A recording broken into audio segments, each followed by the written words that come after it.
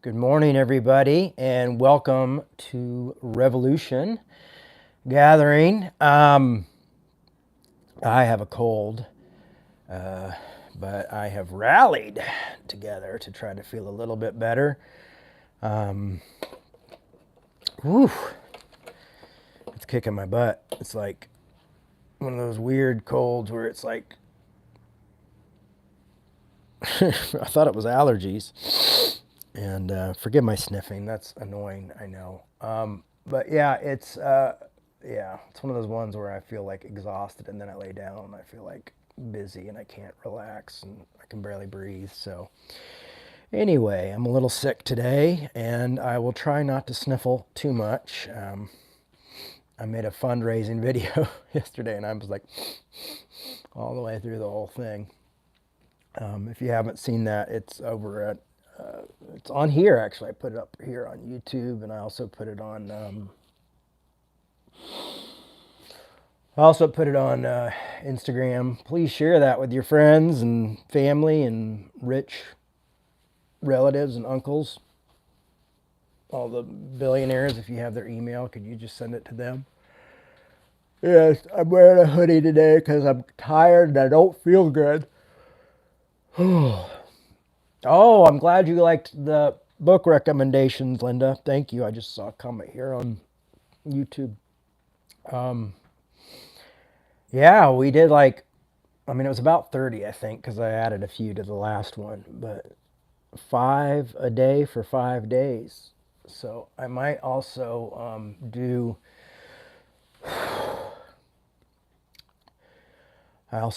some based on like biographies that I like, and also like Bible materials that I like, like Greek and Hebrew stuff and commentaries and scholarship books and stuff like that as well. Might do that and give all my secrets away, and then you guys can become me and I can retire into obscurity. As you know,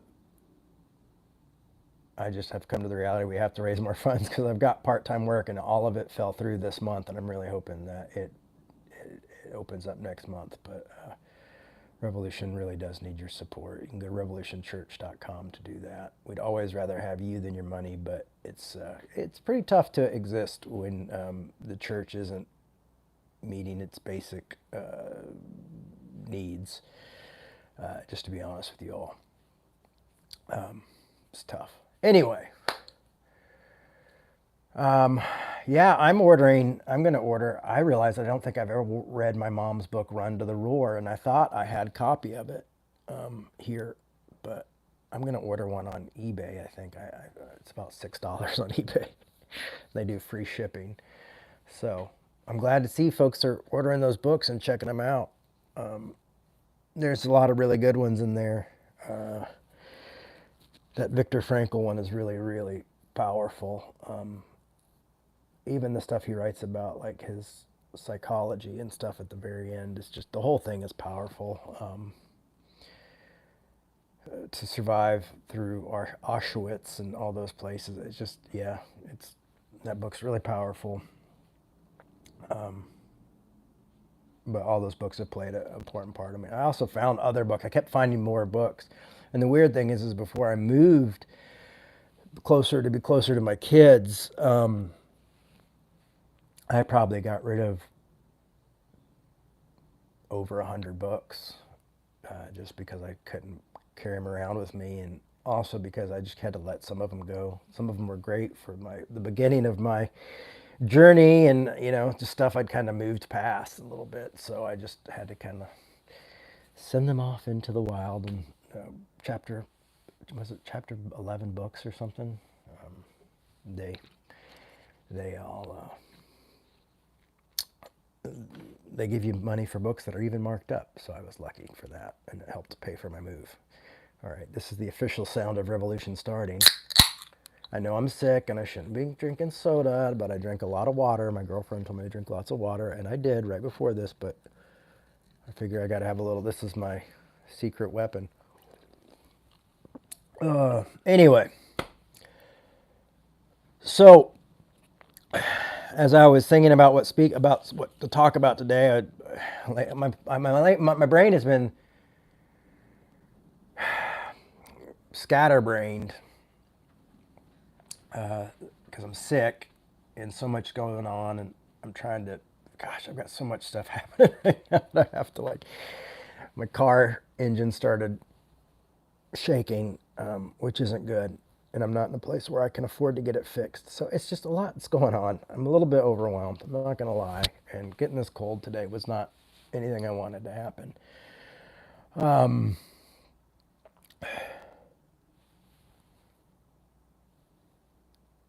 Yeah, life is relentless sometimes. But I had a conversation with a friend of mine this past week. Oh,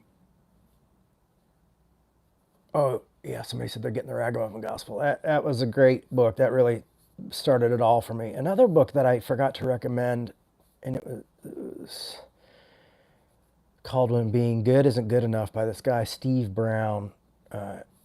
He's a Calvinist, but he always loved me, even when I came out for my affirming and my LGBTQ brothers and sisters. He still didn't make that a no-brainer. I mean, didn't make that like a line or anything. Still stayed my friend, and his book was also really impacted me. When Being Good Isn't Good Enough. It was a good book. I don't know if it's still out there, but he used to have a radio show in Florida, and he was always irreverent anyway. I always liked that guy. Always enjoyed spending time with him. Okay, I'm going to try to stay focused, everybody. I'm going to try. So, just a little bit under the weather for you, those of you who are just joining us. So, I was talking to a friend of mine who I've gotten to know recently, who's an atheist and really into philosophy and stuff. And he started questioning, like, if I felt like he was questioning if I was really a Christian. You know, because he was asking me, what do you believe and what you don't believe? And it was like he had this list, and it's weird how atheists are often biblical literalists, which is wild to me because I'm not a biblical literalist. And like they like apologetics, you know. But I mean, I guess if I was a biblical literalist and was into apologetics, I would probably be an atheist too. I mean, I'm probably sure I do have my atheist moments and times. I think we all do, right? But it was kind of like, well, I wrote some notes down so I stay focused on this. Oh yeah, don't forget, my son Milo always tells me to remind you guys to like and subscribe. Like and subscribe. He thinks one day we're gonna get the 100,000. I guess they send you like a plaque or something when you get like a button that you've gotten 100,000, and they send you a plaque. And he's like, Dad, you got to tell everybody so you can get one of those plaques, like Mr. Beast. So dream on, huh? So it was almost like the Christian condition, or the Christian conditions, if you will. What are the conditions of being a Christian? What is a Christian? What makes a Christian a Christian? I think that's been debated since Jesus was here. How can you be a Christian if I don't accept things in the Bible or church tradition, or I don't pray all that often? I don't believe in hell. I include all people, even gays, even gays and Republicans. He didn't say Republican. I just threw that in there because I thought it was funny. You don't believe the Bible is completely true. How can you be a Christian? And for a lot of us, that's not, so I ended up. I just sent my friend this. I sent him the "You Are Accepted" by Paul Tillich. I said, read this. And Paul Tillich said to believe. He has this one where to believe is almost the opposite of grace.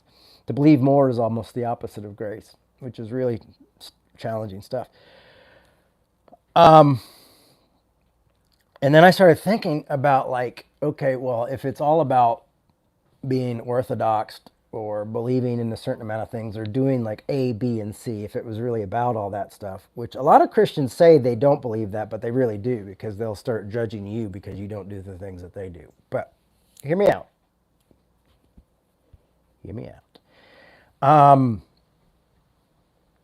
mean, I don't know how many conservative Christians, I mean, even like progressive Christians lately, and now atheists are called. I started to question myself, honestly, after we had the conversation. I was like, am I a Christian? Am I a fraud? And thank goodness for Paul Tillich, just one of the greatest philosopher theologians of the 20th century. But I was thinking, like, what were the Christians for the first 100 years of Christianity Christians? And why do I say that? Is like because there were like no gospels until like 40 or 50 or like 40 at the earliest, 40 years after Christ, but more like 60, 70 years after Christ. You know, you weren't likely to get a letter from Paul unless you lived in like a few different towns. I mean, technically, we only know that scholars only believe that 7 are actually from Paul himself. So, you've got an issue with that. The first 100 years, they were just telling stories to one another, and it was hearsay, and it was verbal tradition, which was very powerful. I know at the time, everybody reminds you that, but you couldn't have a Bible thumper. There was no Bible. I don't think they even canonized the Bible to the 4th century. So you got a long time without a Bible. Like I've said before, the first 300 years of Christianity was completely different because it was nonviolent. They didn't practice war. They didn't practice those things. They often were taxed more and persecuted because of their nonviolent stance. They didn't believe in war. What? They didn't, I don't know even if they believed in justified war. We'll have to ask one of our scholar friends if they even believed in that. But so that's pretty radical, right? And they had no Bible. Now they had scrolls, I'm sure, and papers. Good Lord, I would have been horrible back then. Because if you'd see my house, there's just like papers everywhere. Like if I have to find an important paper, like when you have to go to the DMV and bring the Declaration of Independence with you, it's very hard to track down for me. So what did these folks do? So that's when we think about Orthodox. I mean, really, the printing press, we didn't have the printing press until 500 years ago. Okay? So we got 1,500 years of a lot of mixed up stuff, 4th century canonized, how quickly did people get it, understand it? And no common people even had the Bible. They had to trust whatever their pastors or their priests or whatever the religious leaders were telling them. They had no religious text. So I could tell you like, oh, you have to hula hoop twice a day or Jesus was going to send you to hell. I mean, you could do like, you could take advantage of that. A lot of faith was required. And one of my favorite verses, and it's really funny because it became my favorite verse because of this MXPX song that's called I'm the Bad Guy, which I'm sure they'll never, ever play again because it has Bible verses in it. And it's about like legalism sucking. And I would love it. I think it would be the most punk rock thing if they did play it. I was hoping they would play it at like the NoFX farewell show because I thought that would be, to me, the most punk rock thing to do. But anyway, that's just my opinion.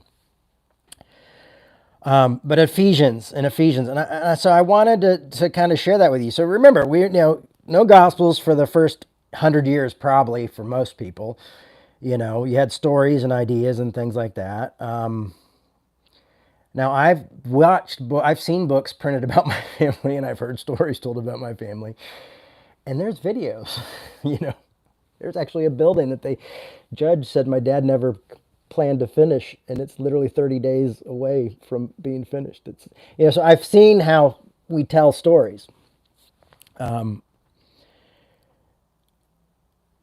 So I'm putting that all in there to be like, do we really think that this book, that this collection of writings, it's not even a book, it's more of a library of a collection of books, some genuine, some are not, lots of contradictions.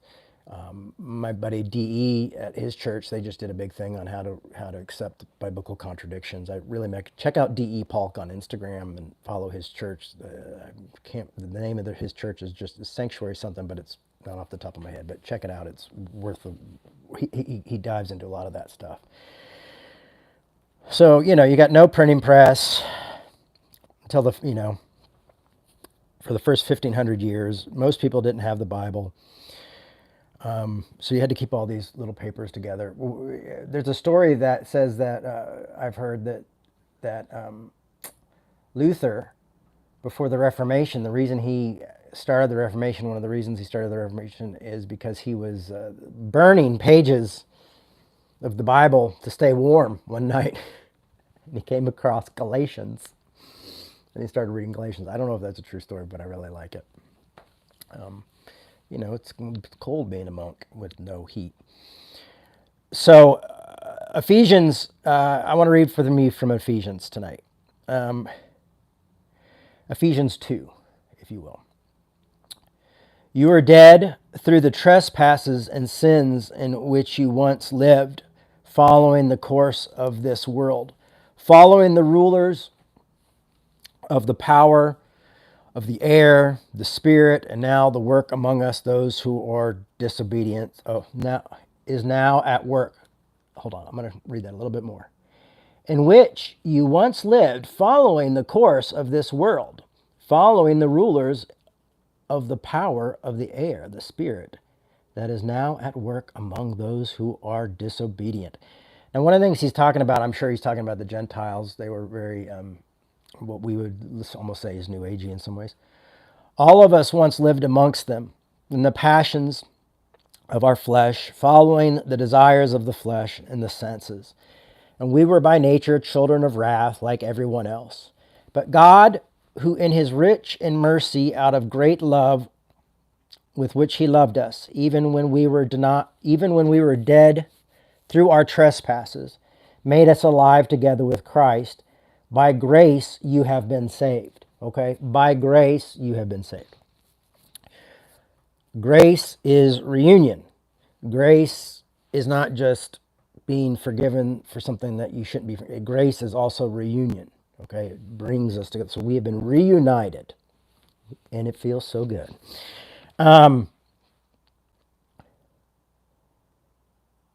By grace you have been saved and raised up with him and seated us with him in the heavenly places in Christ Jesus, in the kind of spirit area. This is spiritual, talking in the heavenly places. Often meant things amongst this earth, the spiritual areas amongst the earth.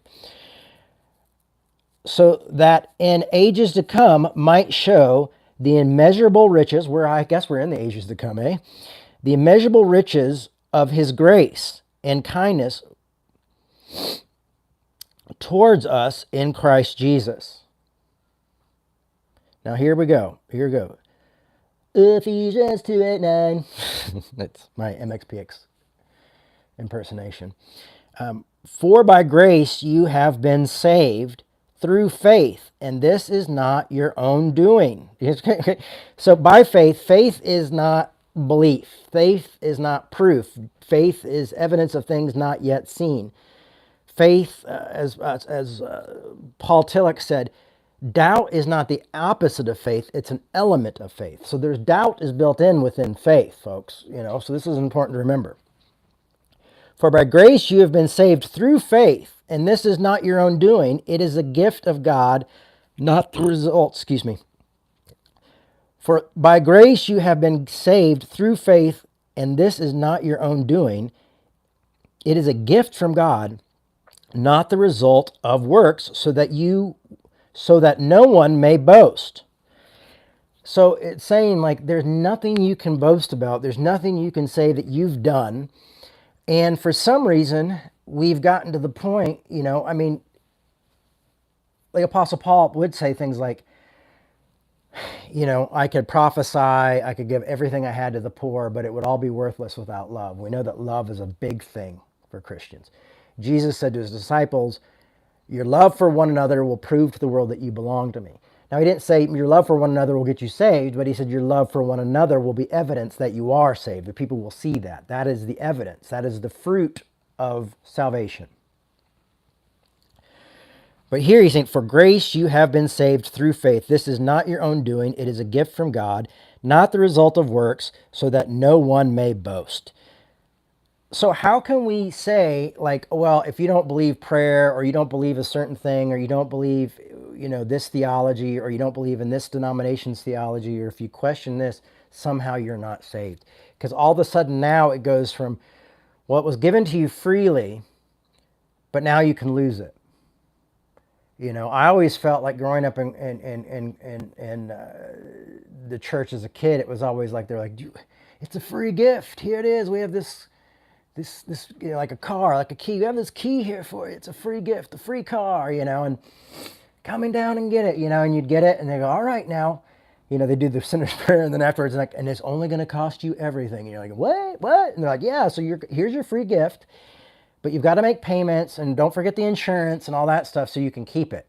Like, okay, well, that's bait and switch. That's not, it's like anytime you see anything too good to be online, like I keep seeing this thing that says, we'll pay your rent for a year. I'm like, yeah, after they, mine all my information. Too good to be true. And so often that's where Christianity is. And people will take things like the pastoral epistles and other things like that and try to use them against this type of talk. I mean, I think that's why the pastoral epistles were written, is to try to make grace less free, to make us less free, to give more power to the church. High insight. So when you're writing the Gospels and you've seen the problems the first 70 years of the church, you might be writing things in there that might help keep control. I know that's a hard thing to look at and think about, but that's scholarship. That's critical thinking. So I thought, yeah, I mean, when I thought you got saved, you stop sinning. And you get your life together. And if you make a mistake, I thought, like, man, I'm going to smoke a cigarette and going to be in hell. Or, I mean, I remember asking questions like, what if I say, like, what if I'm in a car and it crashes and I say a bad word before it crashes? Will I go to hell? Thinking, like, I've got to make my first reaction, like, doggone it, I'm going to die, I even remember asking my dad in prison. I mean, they can tell you how screwed up theology can be, and growing up in the Assemblies of God could be. I mean, here's one of their biggest pastors. And at the time, my dad was one of the biggest preachers and pastors in the world. I asked my dad, I feel like, Dad, I don't know if I'm always saved. He's like, well, son, sometimes I would just get saved every day. I would just I would just say, Jesus, come into my heart. Jesus, I would just always invite Jesus back, So it was like, Jesus was like trying to hold sand in your hand, and it was like having a gremlin, don't feed it after Jesus after midnight. Don't put new water on. I mean, it's like, it was like this insane thing of like, you're forgiven and you're free. Now you have to be perfect. Now that you've been forgiven for all that stuff, don't ever do it again or you will burn, And talk about pressure on a kid. I mean, good God, but just on humans all. So everybody pretends. Is what ends up happening is everybody pretends, and then everybody acts really shocked when someone fails, especially any clergy people or anybody like on the worship team or, staff. What? They're doing, oh my gosh, I can't believe it. Like we're all shocked and, cancel them, tear them down. They're humans. And, they're partially to blame for playing the game. But what it does is it just causes us to have these impossible standards to live by that no one can live by. And Jesus even said to like the religious law teachers, he's like, you crush people with these impossible demands that you yourself don't even follow. And you go across land and sea to make converts. And you turn these people into twice the sons and daughters of hell that you yourselves are. Like you create these monsters, these legalistic, judgmental monsters. And why are they so angry? It's because they're probably full of guilt and anger and confusion. I used to think there was something wrong with me. Like I literally thought I must be broken, like because I can't follow all these rules. It wasn't really until in my till I was 20, 21 where I really started to understand grace and accept that I was accepted, that I was able to like get sober and do all these different things, because before I just thought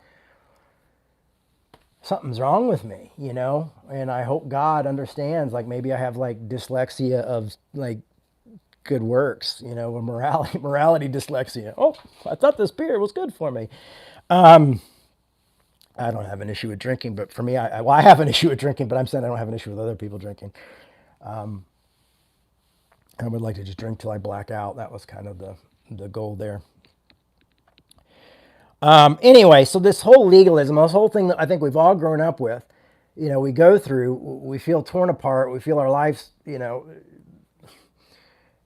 I do want to make this, and I always have to make this point, is we also, one of the things I hate that we do is that then some of us who do get this concept of grace and this idea of free religion and stuff, we go back and then we hammer on the people who didn't show us grace, and we're like, and we fight them rather than trying to show them the love and patience that brought, and that's what brought me grace. It wasn't people screaming at me. It was someone telling me I was really loved by God, that I was really accepted, and that I was trying to earn my salvation. And my friend D.E. said, "You're making Christ's death in vain." Like he's like, "You're just trying to do good works, and that's not how it works." And here I had grown up in one of the biggest Christian households in the world, and I had no idea really what the Bible said. And when I started reading the Bible, I remember calling my dad at that time going like, "Why did you never tell me about grace? Why we didn't talk about grace?" And I remember him saying, "It seemed too good to be true." You know? And it's funny now to see like people like evangelicals and stuff who are such big supporters of Trump. It's like, oh, they have grace for some people. Like I've heard him say like, well, King David had Bathsheba kill his husband killed and did all this bad stuff, but God still used him. Yeah, okay, but the 13-year-old who's struggling with masturbation is going to hell. Or the 16-year-old who's rebelling and smoking pot is somehow needs to be kicked out of the house. you know the kid reading Nietzsche is somehow whatever, listen to rock and roll, all that crap, all that legalistic crap, and we still but just I hate to see when the oppressed become the oppressor. So I just want to put that in there as like, when we get grace, we should give grace back and help people realize, hey, what you're doing is, because trust me, they won't take that as good news either at first. So you still get to dig them a little bit. Goes on to say in 10, for we are what has made us, created in Christ Jesus for good works, which God prepared beforehand in to be our way of life. Now that's where people would be like, see, good works, Jay. But I would be like, yeah, we've been saved by grace, and what the good works are is loving other people. It's taking care of other people. It's forgiving those people who've hurt us. Those are the good works. Faith, hope, and love, and peace, patience, and kindness, and joy, and these things. Those are the fruits. Loving my enemies is that, being tolerant to people who hate me and things like that, and praying for those who persecute me and my loved ones and people I care about. Being able to disagree with other people and not just completely write them off, which I find is not always easy. I talk a lot about it, but man, I'm not always great at it. Thank goodness it's progress, not perfection. There are times where I'm like, God, I'm a hypocrite. But I will confess my sins to you all. If you're wondering why I'm wearing a hood, it's just because I'm just cold and I'm sick and I don't feel good, and it makes me feel cozy. So, we're on each other's home, and I'm your sick friend. I need some chicken soup. So let's go on to 11.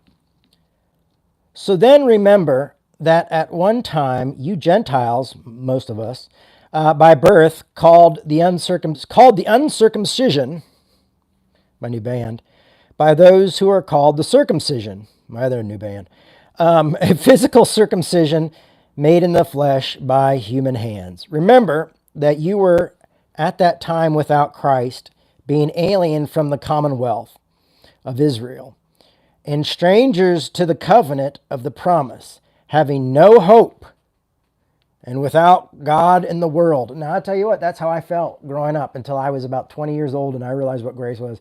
Even when I started Revolution, I secretly held in my head that there was no hope for me, that I really hoped that I would just be able to get things right with God on my deathbed, because I just thought I was broken. I've always felt like a broken toy, even my person in AA, my sponsor, always said I was haphazardly human. Like not being able to raise enough money makes me to pay the bills makes me feel like a broken toy, or the job falling through somehow I think it's my fault all the time. I mean, I understand like guilt and shame. It was kind of interwoven into a lot of us who grew up in a church system where I think I knew a lot of lovely, kind people who I think they were doing the best they can, and rather than doing their own studies, they just took the pastor's word for it. They weren't really, they were just trying to get through life themselves. And some of those people who like took me to a skateboard shop or gave me something for Christmas or listened to me talk when we had lunch together. Some of those were very conservative people, but they showed me a lot of love. I remember one guy used to drive me around, Donnie Beck, and I really loved this guy. And he was always listening to that really conservative Rush Limbaugh. And I just remember Rush Limbaugh. I don't remember what he was saying, but I remember he always had those commercials for Snapple iced tea. And this guy loved me so much, take me around, he'd loan me money. I mean, I was a teenager, my dad's in prison, things around, and he was a really heavy set guy. And I remember one time we were going into the skateboard store and he goes, I'll just stay out here. And I'm like, oh, why don't you come in with me? And he goes, well, I don't want to embarrass you because of my weight. And I'm like, man, you love me. I love you. We ride or die, And so I'm so grateful for people like that in my life. And that's another reason I don't like the scapegoat, because of people like Donnie Beck and other people in my life.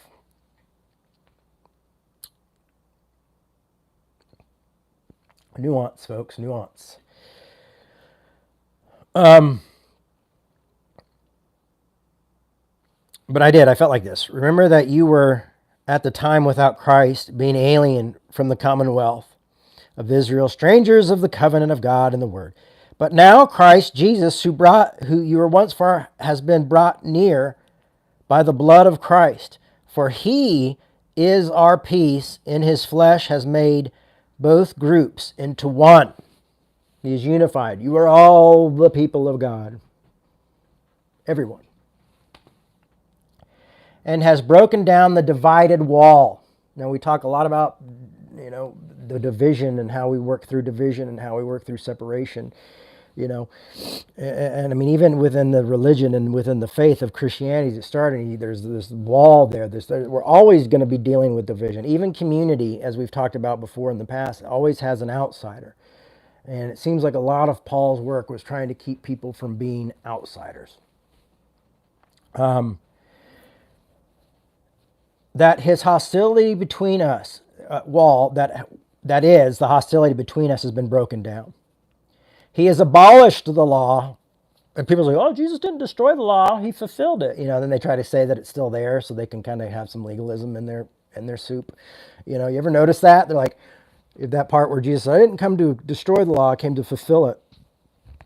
But it's like all of a sudden they don't know what fulfilled mean. They don't know, like, if you fulfill something, it's finished, He was just saying he didn't mean to destroy it and everything about it and all the good things about it. He just said he came to fulfill the law.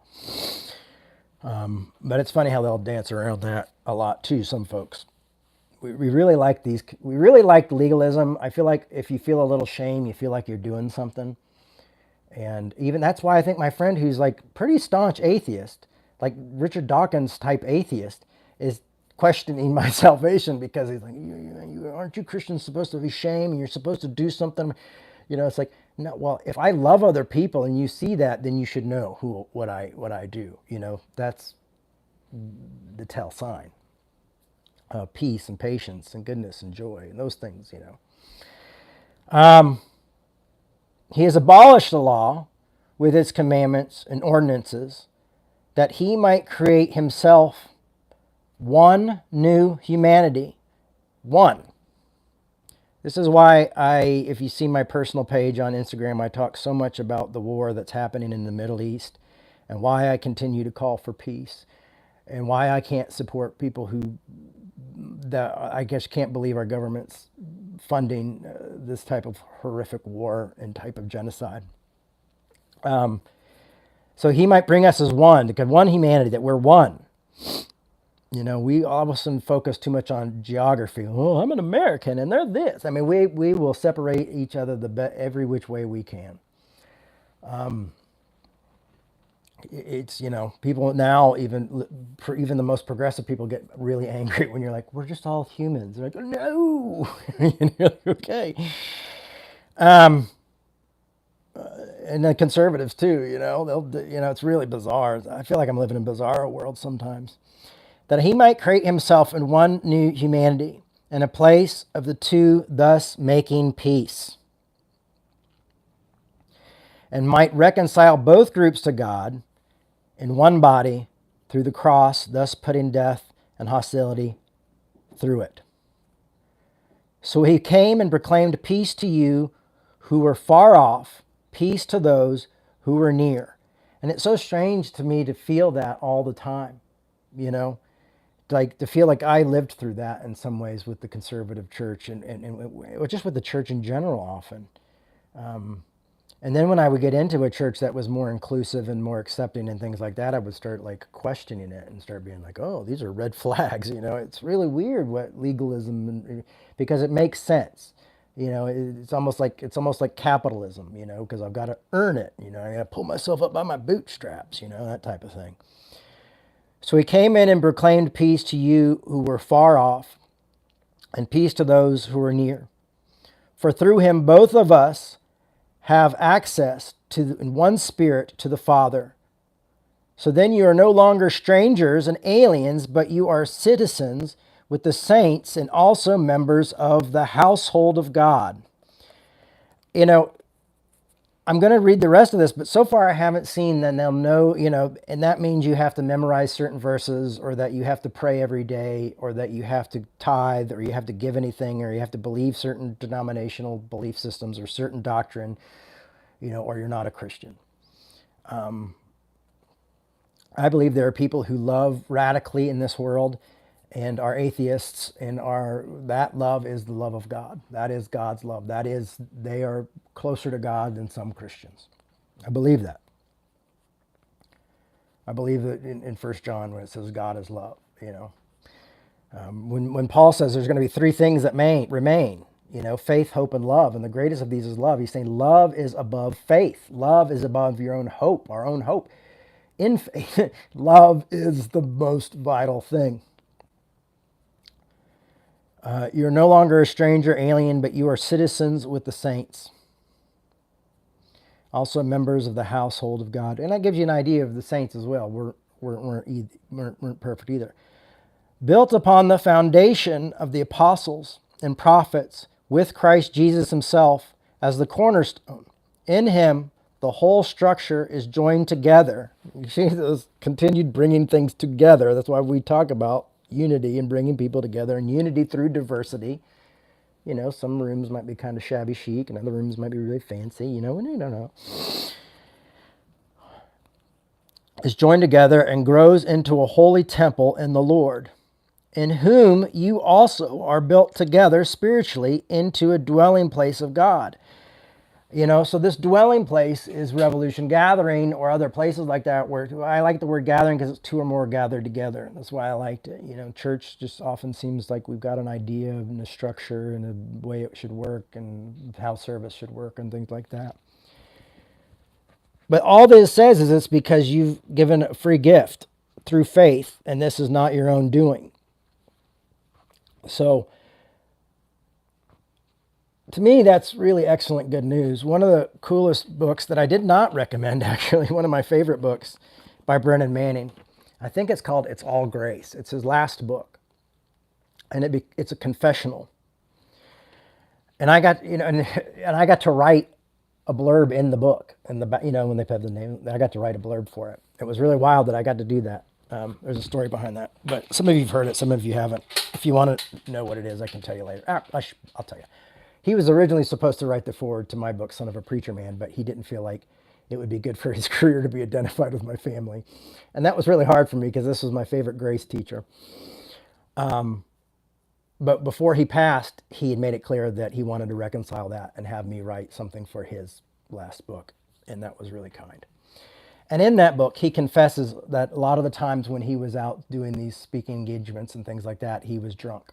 And he was in his room, blackout drunk. And he had talked about being sober, but he really wasn't sober. And he was really struggling with all this stuff. And he went through it. And my quote was basically that this is the type of grace that people fear. This is the type of grace we all worry about. You know, here's this guy who every time I saw him speak had a huge, amazing impact on my life. And yet he was struggling himself. He had a battle with demons as well, his own demons to battle with. And he wanted to make it right, you know, and he did in his last book, All Is Grace. If you get a chance, check that book out as well. I cried reading that book. I mean, I just cried, you know. He said, oh, there were times where I stretched the truth and did things like this and I shouldn't have. And it was a pretty brave book. But anyway, it's one of those moments you're grateful for grace in this world. So that is my thing, are there Christian conditions, or am I a Christian? I've never thought I was one in the traditional American sense, maybe, but I am. I'm a follower of Christ. I am a follower of the Apostle Paul, and I do like to read the Bible, but I do understand what it is, and that it's not, like if the copies disappeared tomorrow, if the Democrats come and take our Bibles away, that the Republicans always say that, I could still be fine and love people and care about people and meet people where they're at. The Bible has become I heard this term, Bibleolatry. It's kind of become an idol. And that's unfortunate that we're not willing to be, talk about honest, being honest enough about the book itself. So, yeah, I'm an inclusivist, so I believe, if there's a heaven, we're all going to be there. But I do believe, like, to follow Christ is to love others and to love your enemies and to do good to them. But I don't believe that has anything to do with salvation, because it is a free gift given to you freely by faith. So there you go. Thanks for listening, guys. I feel like crap, but I'm really glad I got to come in this morning and talk to you guys and just kind of give you.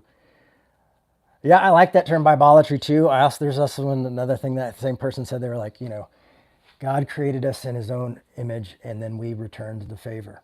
That was another one I really liked. I remember I also had another pastor who's like, I believe the whole Bible is trouble from page to page, from back to back. I even believe the leather is genuine. I always thought that was funny. That was Tony Campolo used to say that. There. Hopefully I saved most of my sniffs. This is just my basic grace love talk, but I felt like I needed it. Especially, I needed to hear it, and I needed to share it with you. Like, when people are being like, are you sure you're a Christian? Like, it's funny, is like you never escape that kind of stuff. You never escape the judgment. It might come from an unexpected place, but you really never get free from that, because it's like, wow, you're happy and you love people. And well, you must not be. So that's now. It's like, oh, well, if you're happy and you're cool and you don't, then you must be up to something, because Christians got to all, that's scapegoating. That's another sign of scapegoating. Is you think I have that whole religion figured out. Everybody in it, I got it figured out. It's like another way of scapegoating. So listen, hey, we're last time I checked, about $500 away from this month's thing. We need to raise about $4,000 a month. I have to raise about $4,000 a month. It's just pure simple. That's all I do. And I do not enjoy doing it.